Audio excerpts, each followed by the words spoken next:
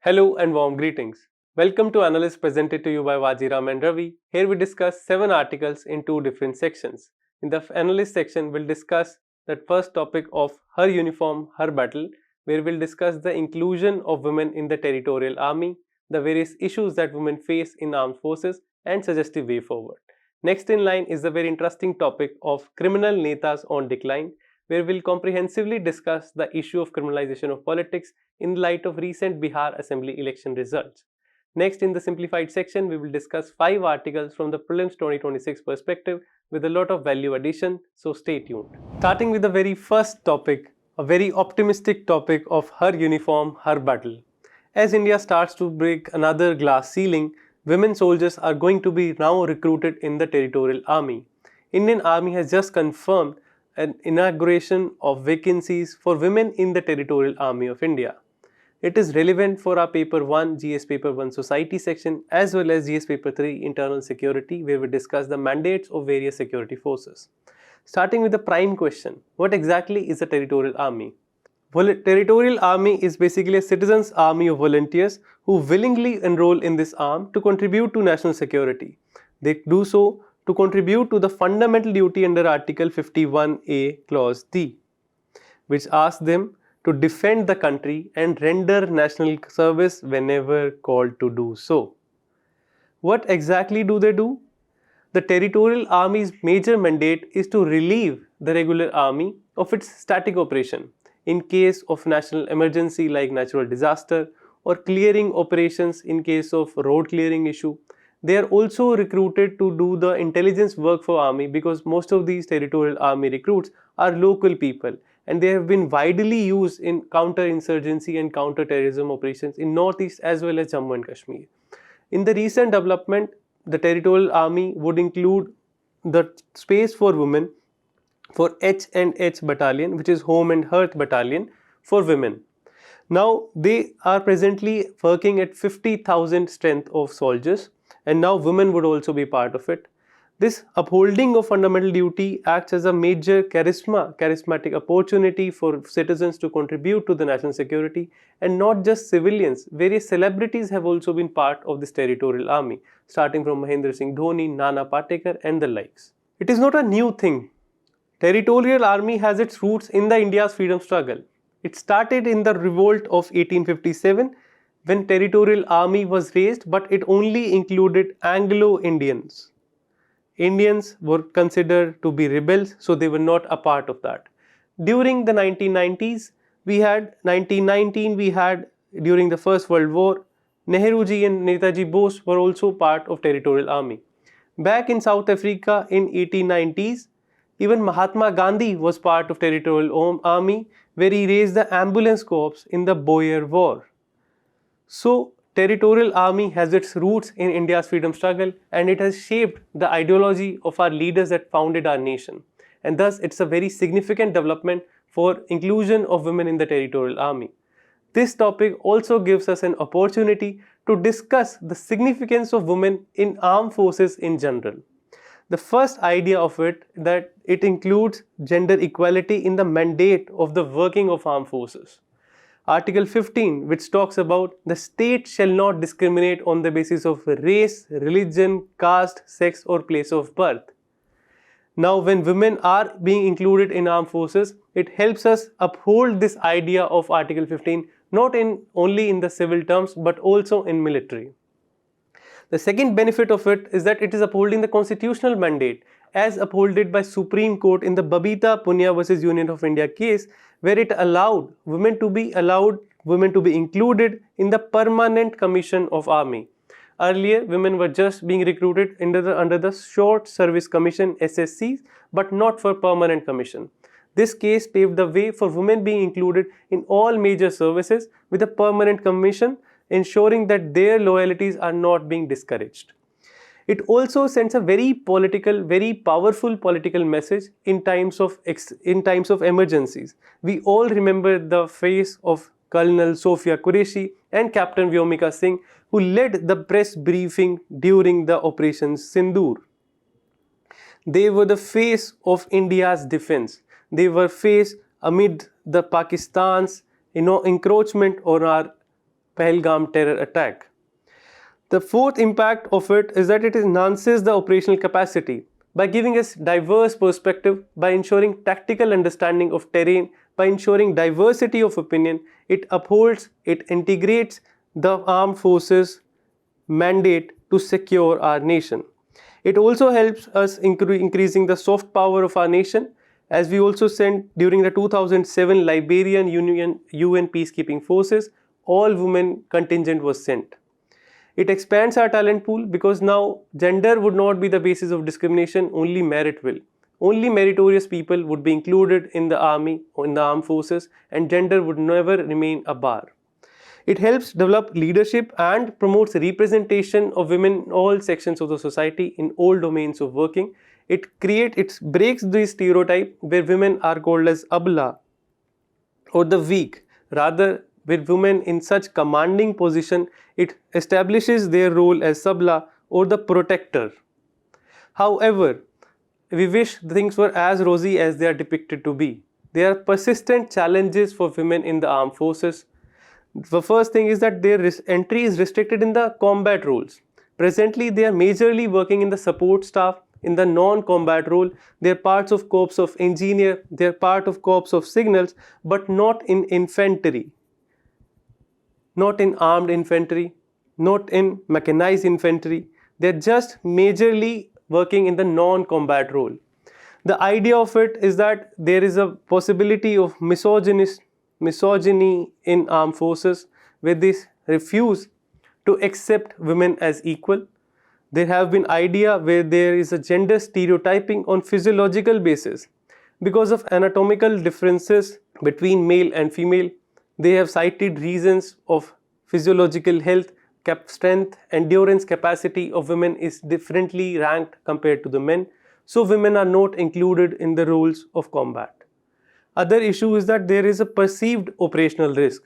There is also a possibility of women being held hostage in a situation that could emerge as done on the 7th October Israel-Hamas war, where women as a hostage could make the matter worse. Then there is again a problem of inadequate infrastructure for women. There is lack of separate toilets, separate bunks, which invades the privacy of women working in armed forces. Now, work-life balance is another issue that concerns the inclusion of women in combat roles. The posting of spouse may not be in the same station as the female combatant. There is also lack of policy gap here. There are not enough maternity leaves, not enough menstrual leaves available in the tough terrain of army. So these factors hinder the actual inclusion of women in armed forces. But it is not right. It is not upholding the constitutional jurisdiction, the constitutional direction as given by Supreme Court in Babita Punia case. There is need for doing more, but more we can do. We can ensure that we can expand the entry of women across services. We can ensure that their entry is included in the armed infantries. We can also take cues from the global best practices. The Army of Israel, the Army of US, UK, they include women in the combat role. So it's high time that India should start doing so. There is a need for gender neutral career progression merit, where promotions are based on merit and not restricted solely on the base of gender. It would ensure the full-fledged implementation of Supreme Court's 2020 directive under the Babita Punia case. There is also a persistent need to strengthen the infrastructure for women. We need to provide them separate bunks as well as separate facilities, giving them adequate security in time of posting. Ensuring that job-specific physical training standards are upheld and not gender-specific standards are used for recruitment of women. There needs to be a diversity in the parameters. For example, while recruiting the soldiers, the long jump, high jump, the race capacity, all these parameters should be differentially ranked for male and female. Then human resource policy should also be reformed. There is a need for inclusion of family-friendly reforms in these policies, with training center of spouse of these female combatant should also be ensured to ensure sustainable family life. There is need for institutionalization of gender sensitivity. The idea of anatomical differences between male and female should be disregarded in light of SDG 5.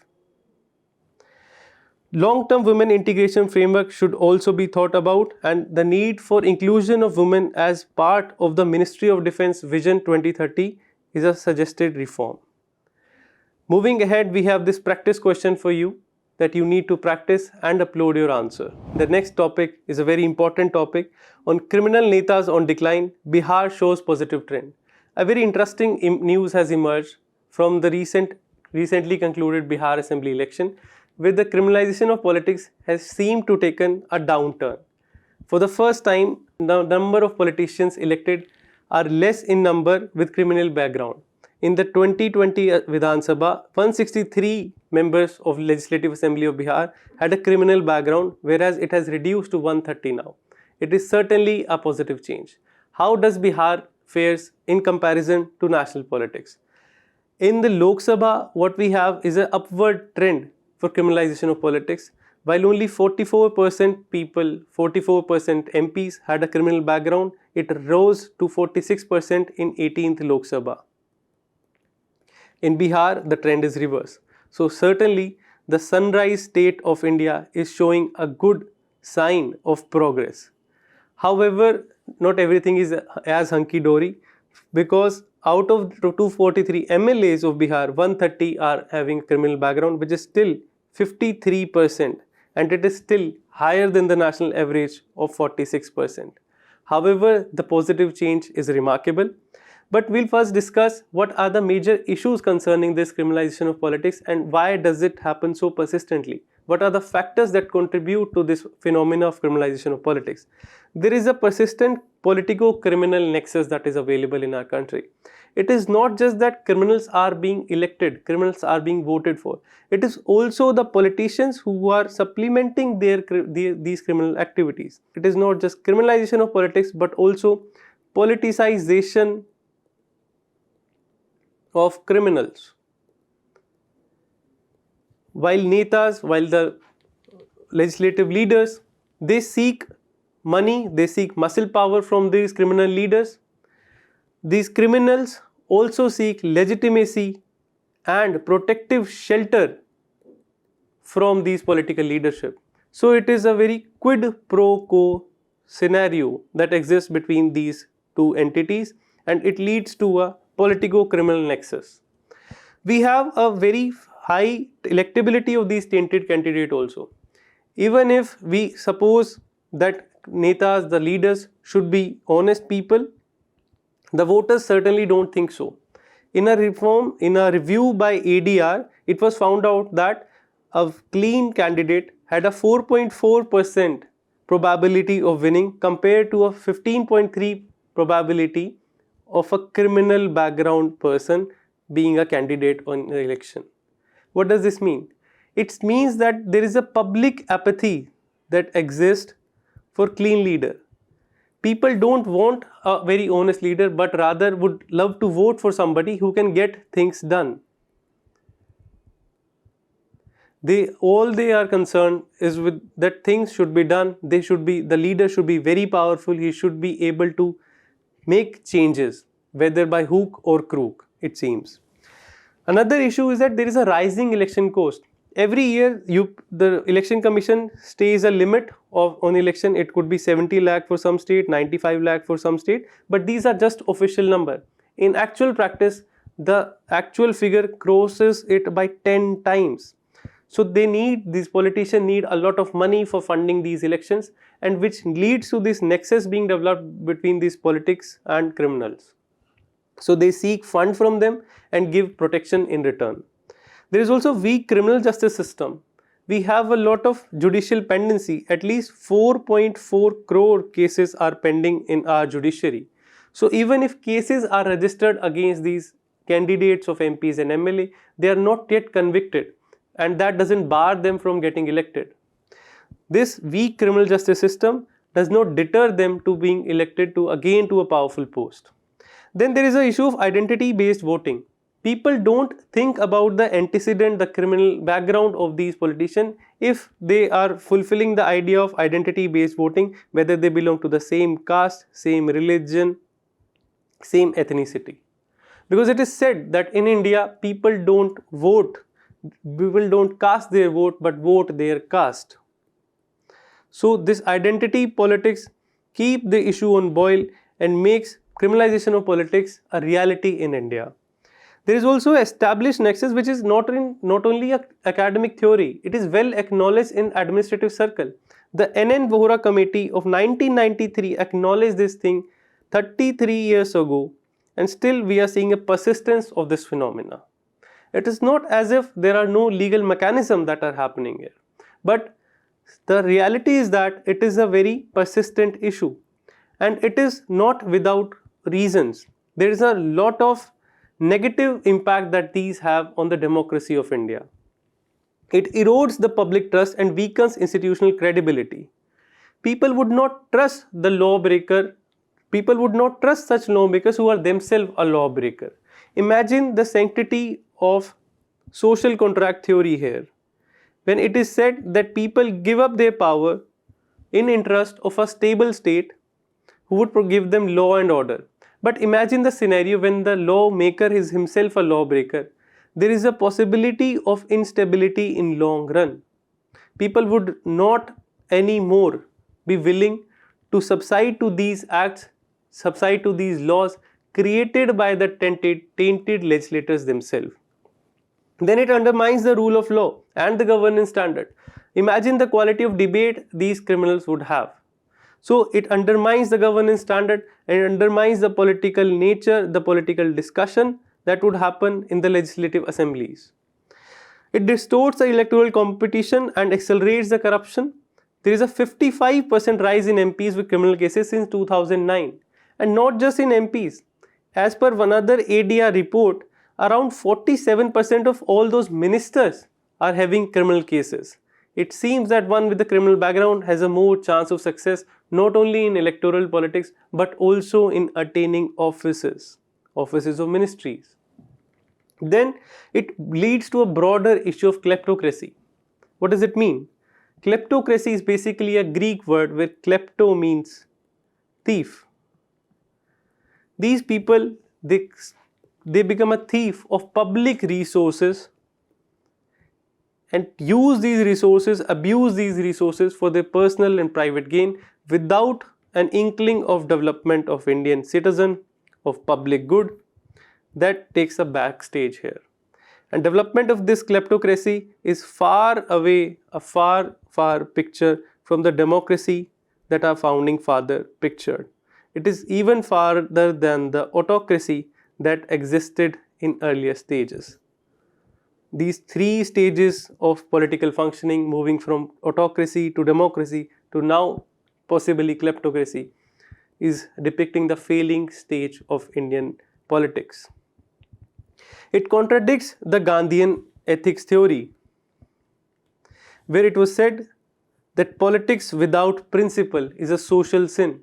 When people are doing politics without principle, it is violating this Gandhian ethics and it is not a sustainable form of political leadership. Now what do we do? It is not as if laws are not existent. There are constitutional safeguards that seek to curb criminalization of politics. Under Article 102 for Lok Sabha and 191 for Vidhan Sabha, we have disqualification on the grounds where a politician, if he is declared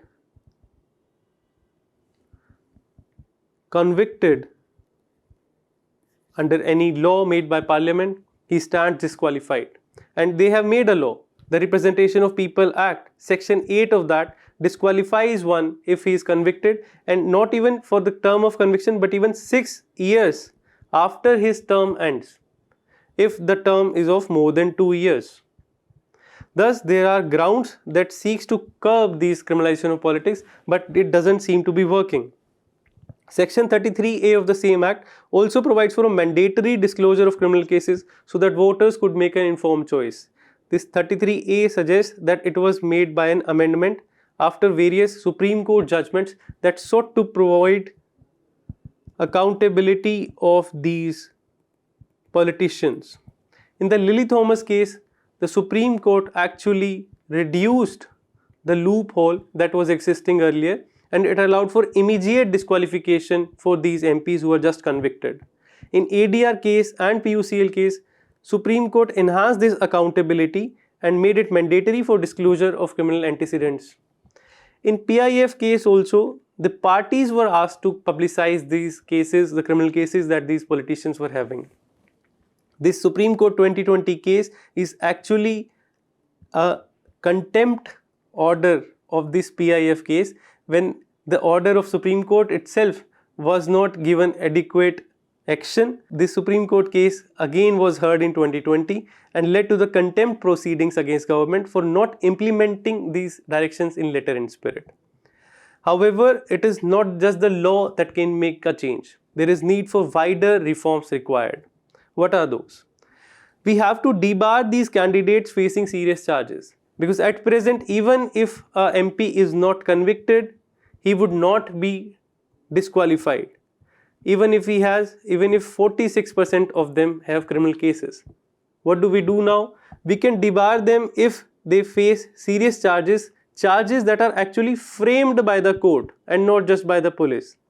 So it is an interim mechanism, a stopgap mechanism to deter the criminal antecedents of the politicians with the criminal antecedents to come to politics.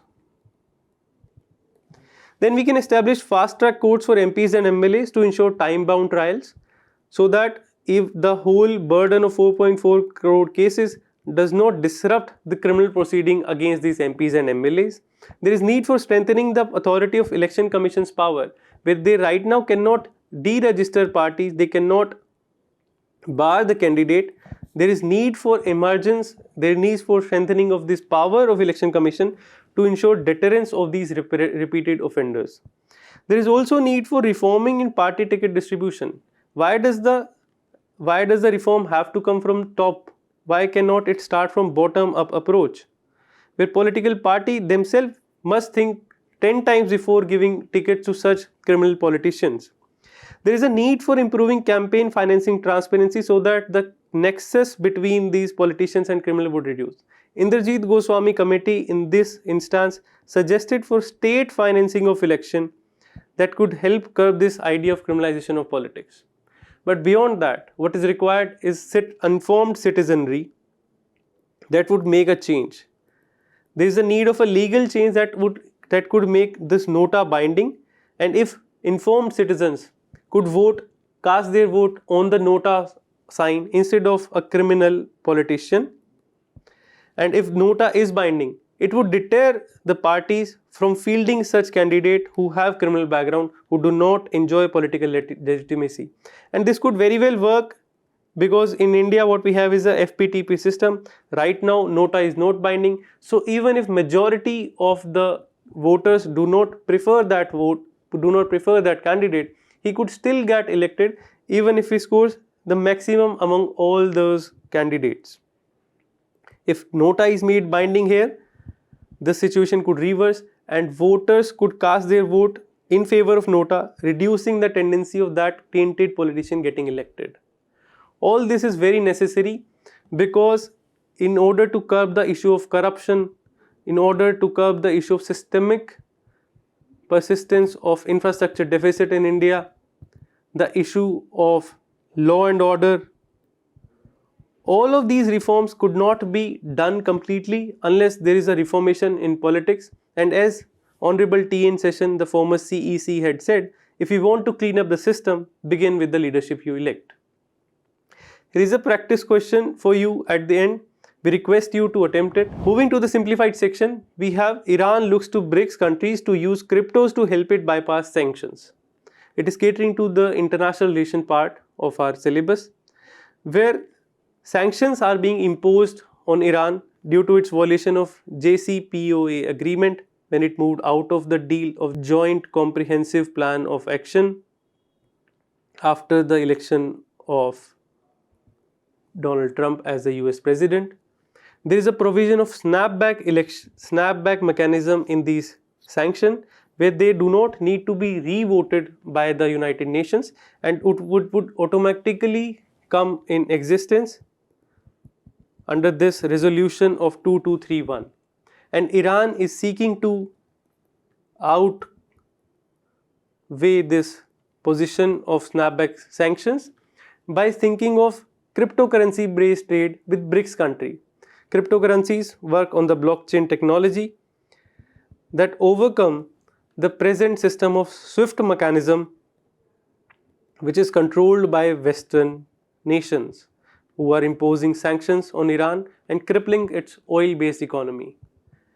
These BRICS nations are considered as a grouping of leading developing economies which are major contributor of global GDP. Approximately 40% of global GDP is contributed by these major economies. It is an acronym basically for countries Brazil, Russia, India, China and South Africa, which was coined by Jim O'Neill, who was then the chief of the Goldman Sachs. However, the grouping has since expanded since its initiation in 2001. It now comprises of 11 members. It was supposed to be including Argentina, but then it voted against it and it eventually did not join. Rather, other nations like Indonesia joined in its place. So now what we have is Brazil, Russia, India, China, South Africa, Egypt, Ethiopia, Iran, Saudi Arabia, UAE and Indonesia as its 11th member. So this comprises of our BRICS, and it makes it a major counter to the dollar hegemony of US, which is seeking to impose unilateral sanctions on countries like Iran and North Korea, and it is emerging as an alternative to these West-led world order. It is very important for our prelims perspective that we remember the name of these members, because certainly questions have already been asked on the name of these membership. One year they asked the membership about G20, where we were supposed to eliminate the wrong options. Malaysia is not a part of G20, Vietnam is not a part of G20, Singapore is again not a part of G20. So we were left with the option of Argentina, Mexico, South Africa and Turkey. They've asked this for G20 because G20 was in news. They might ask this year for BRICS. So it's better to be prepared by remembering the facts. Moving to the next topic, we have rare dolphin-Fisher kinship in Ashtamudi lake to be studied. A very interesting, a very positive news amid all the fear of man-animal conflict. We have a depiction of very beautiful relationship between a fish, a dolphin called Sosa plumbea, which is Indian Ocean humpback dolphins. They engage in a very beautiful relationship with the fishermen of Kerala, where they actually lead to scrambling of fishes which are then caught by fishermen, and these dolphins actually engage in the leftover fishes, and it creates some sort of a symbiotic relationship between both these species. So this man-animal cooperation instead of conflict is a beautiful feature that is supposed to be studied by the scientists now. But for our prelims perspective, the facts that are important are that this humpback dolphin, the Indian Ocean humpback dolphin, whose scientific name is Sosa plumbea, it's an endangered species under IUCN's red list. It is needing conservation. It is actually existing in the wide domain of Indian Ocean, starting from the tip of South Africa, covering all the nations that come within. For example, the Red Sea, island of Madagascar, Sri Lanka, Zanzibar, Socotra, Mayotte. This region is basically the habitat of this Indian Ocean humpback dolphin. It is the 23 range country that in whose vicinity this exists are majorly low income countries, and this leads to a lot of pressure on its habitat. It is basically living in the shallow waters which are less than 25 meters in depth. So the high density of population, the agriculture runoff, marine pollution, these are impacting the existence of these species, which is existing in a symbiotic relationship with the humans. So there is a emerging need for conservation of this species in this Indian Ocean region. But specifically this humpback dolphin nature is going to be studied in the Ashtamudi lake. So it becomes imperative for us to know about the Ashtamudi lake, which is the second largest freshwater lake of Kerala after Vembanad lake. It is a Ramsar site which was classified in the year 2002. It is on the Arabian Sea side of India and it is drained by various rivers like Kalada river. Why it is called Ashtamudi is because of, in local language, Ashta means lake and Mudi means cone.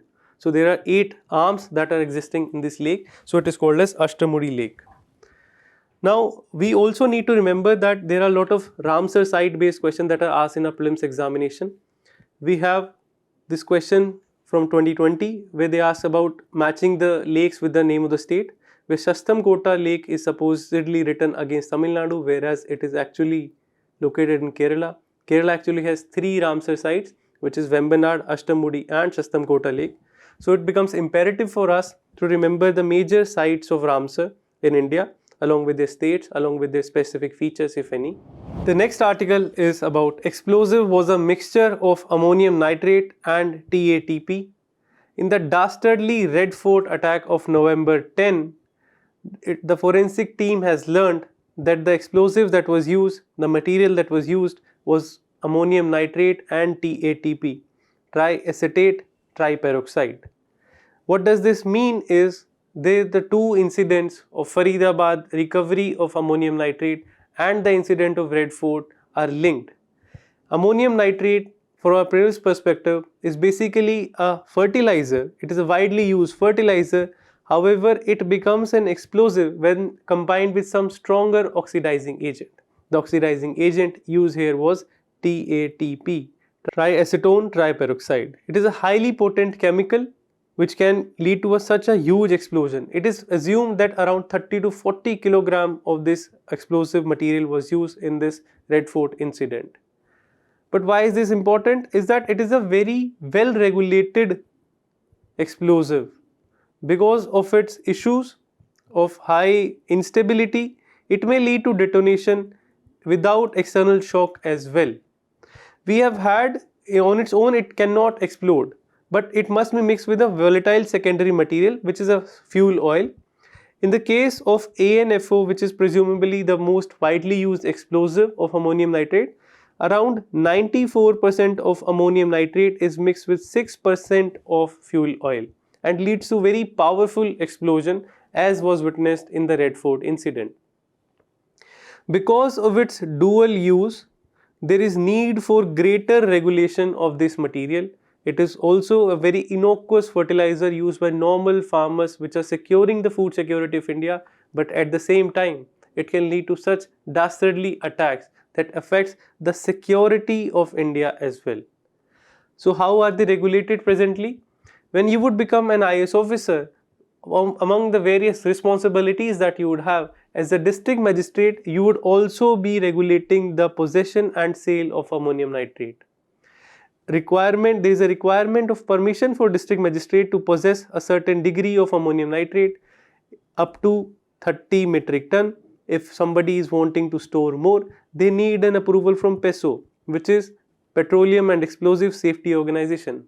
Very interestingly, this Petroleum and Explosive Safety Organization is not a part of Ministry of Petroleum and Natural Gas. It is not even a part of Ministry of Science and Technology, but a part of Ministry of Commerce and Industry. That can become a prelims question that you need to remember. Now, what do we mean by ammonium nitrate as an explosive? There is a definition for it, that if any mixture is containing more than 45% of ammonium nitrate, it is legally classified as an explosive. In this case, where ANFO is used, it is presumed that around 94% ammonium nitrate was used and 6% was fuel oil. So imagine the intensity of the blast that lead to loss of innocuous lives. Moving ahead, we need to understand that there is not just this legal mechanism that is available for regulation of it, but also technological intervention have been done by government with the formation of system for explosive tracking and tracing, which is SET system. It tracks all the transactions that involve the use of ammonium nitrate in India. And as per reports, it was not even procured from Delhi, rather procured from various far off region like Nu in Haryana, from where they procured this, because of various system being in place, like system of explosive tracking and tracing, that diminishes its use in such explosive incidents. The manufacturing, storage, transport and use require license from PISO, and unauthorized of individuals who are prohibited from purchasing or processing ANFO or related substances. Thus, there exists a wide mechanism to regulate the cause control of ammonium nitrate, but still it may lead to such instances. It is also worth noting that not just the Red Fort instance, yesterday only, when the police and the forensic team were studying the material seized from Faridabad, at the Nogam police station there occurred another explosion, which was first claimed by some terrorist organization, but as per the police report, it was not even a terrorist attack. It was this due to mishandling or due to careless handling of this explosive instance that led to the another incident involving ammonium nitrate, which eventually killed 9 police officers and other security and forensic staff. So imagine the intensity, imagine the possibility of violent incident that could happen due to this ammonium nitrate. Moving to the next topic, which is National Press Day, celebrated every year on November 16, 2025. Why is it important? It is important because it caters to one very good important section of our syllabus, statutory bodies under GS paper 2. Which statutory body we are talking about? It is the Press Council of India. National Press Day is celebrated on 16th of November 1966. Press Council of India was established as a statutory organization under the Press Council Act 1965. Why is it important? Because in India there is after independence in 1947, initially what we had were the state controlled media. We have all had seen the channels of Doordarshan, All India Radio. Basic means of information was coming from government sources, the state sources. But in a democracy, dissent is the safety valve of a democracy. So there emerged a need of media which is not dependent on the state, which is self-regulated and allowed for diversity of opinion. However, free speech comes with restrictions, because there is a possibility of misuse of these free speeches in leading to cases of defamation. It is also mentioned under Article 19 clause 2, where there are reasonable restrictions that are imposed on free speech and freedom of speech and expression. Defamation, criminal contempt, all these exist as a restriction on the free speech.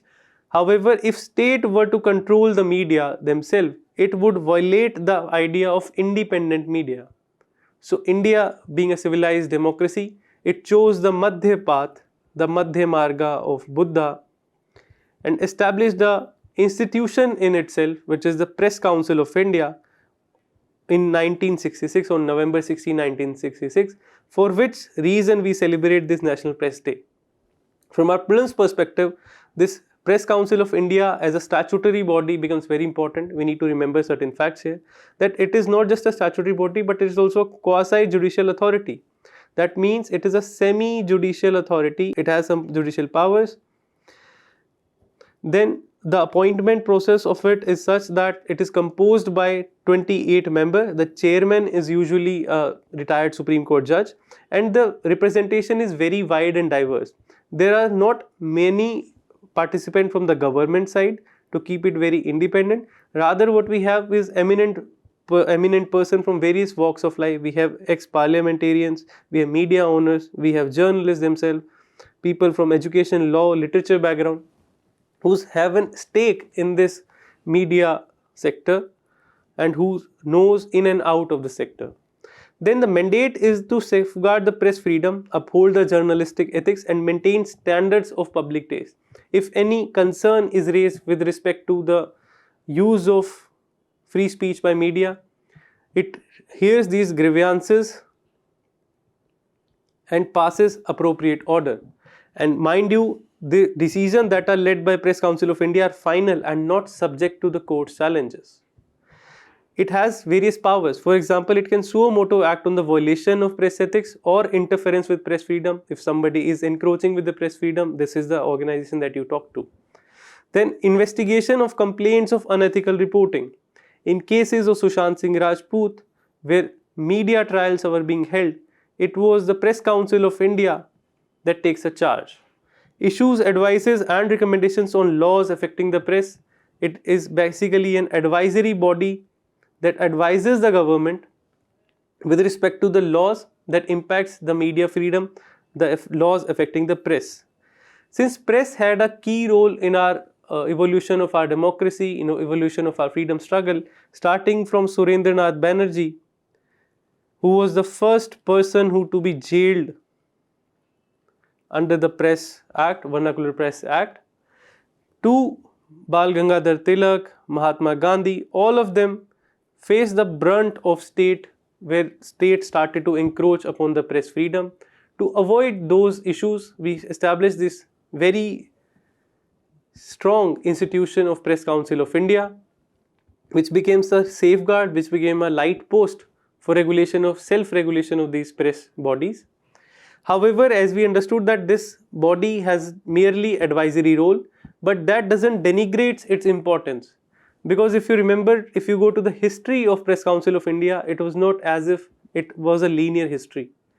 It was ideally supposed to be formed after 1956 by the first Press Commission recommended for creation of a self-regulatory body called Press Council of India, and eventually it did. In 1966, it was once formed under the recommendation of Press Council of this first Press Commission. Under the Indian Press Council Act 1965, it was formed. But due to the black spot of emergency, it was actually disbanded. Imagine the power that even an advisory body can hold, that under national emergency, under Article 352, during the national emergency that was imposed by government in 1975, this institution had to be disbanded. It was dissolved. Then after this interregnum of 1975 to 1977, it was again re-established by the Press Council Act 1978 in the year 1979. So it actually became a victory of press freedom in India.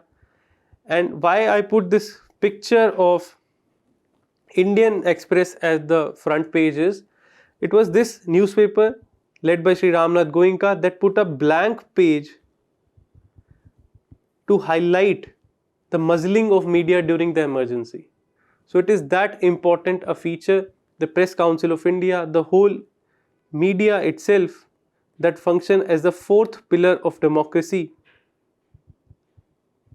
It is being strengthened, it is being upholded, it is being regulated by such strong institution of Press Council of India.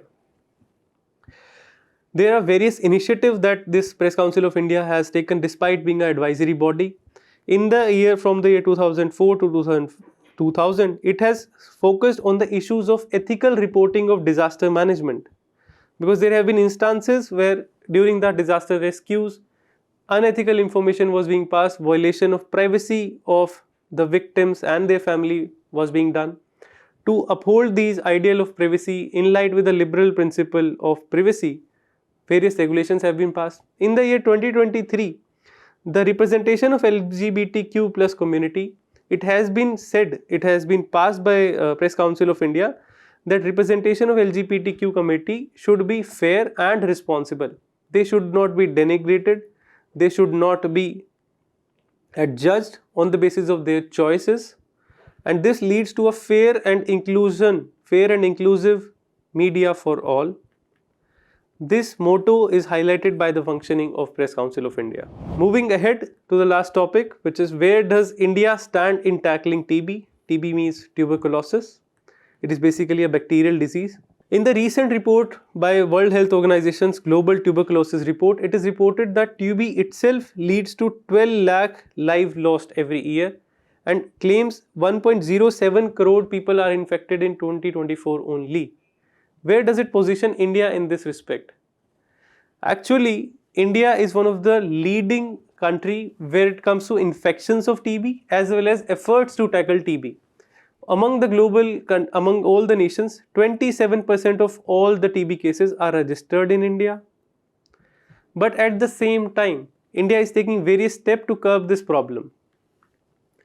as 87% of the world's TB affected population lives in 30 countries. Among them, India has around 25 to 27% weightage here.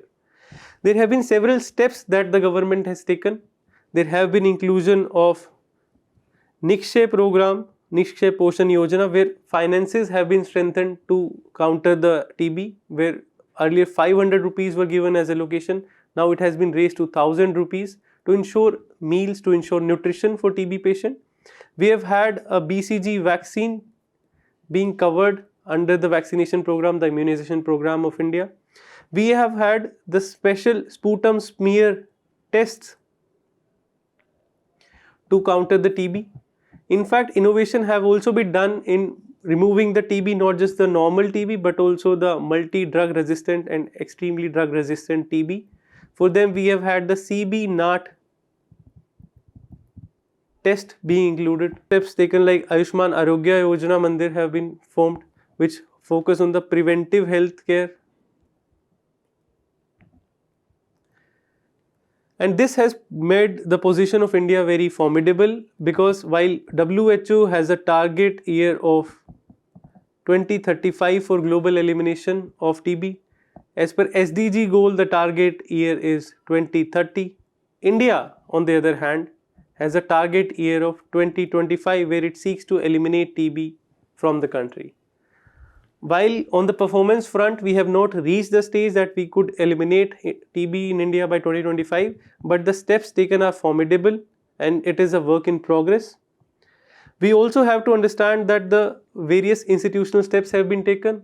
The earlier program of RNTCP, Revised National Tuberculosis Control Program, has now been renamed to NTEP, National TB Elimination Program. And the target is ambitious of 2025 compared to the global target of 2030. There have been end-to-end diagnosis system that have been established, various laboratories have been established, and the rate of decline of infection is also double compared to the global average, which positions India in a formidable league here. While in 2015 we have had 237 infections per lakh of people, now in 2024 we have 187 infections per lakh population. This shows a declining trend of TB in India. Certainly we have missed the target of TB elimination by the year 2025, but then it makes for a path for progress. That's what all we had for today. Thank you very much. Stay tuned.